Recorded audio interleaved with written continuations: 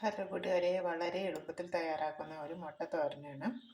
നമുക്ക് കറിയൊന്നുമില്ല, പെട്ടെന്ന് തോരൻ കറിയൊന്നുമില്ല, ചാറുകറി മാത്രമേ ഉള്ളൂ എങ്കിൽ നമുക്ക് കുട്ടികൾക്കും എല്ലാവർക്കും മുതിർന്നവർക്കും ഒക്കെ തയ്യാറാക്കി കൊടുക്കാൻ പറ്റുന്ന ചെറിയൊരു തോരൻ കറിയാണ്.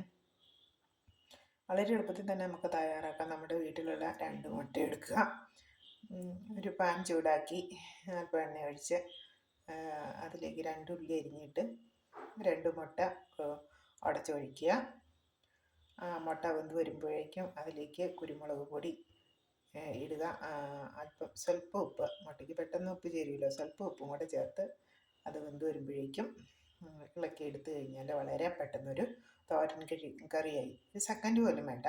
കുട്ടികൾക്കൊക്കെ വളരെ ഇഷ്ടമാണ്. ചോറ് വീണ്ടും വീണ്ടും ചോദിച്ച് മേടിച്ച് കഴിച്ചോളും ഈ തോരനുണ്ടെങ്കിൽ. അപ്പോൾ നമുക്കും എളുപ്പമായി, കുട്ടികൾക്കും എളുപ്പമായി. Okay, bye bye. മറ്റൊരു വീഡിയോ ആയിട്ട് അടുത്ത ദിവസം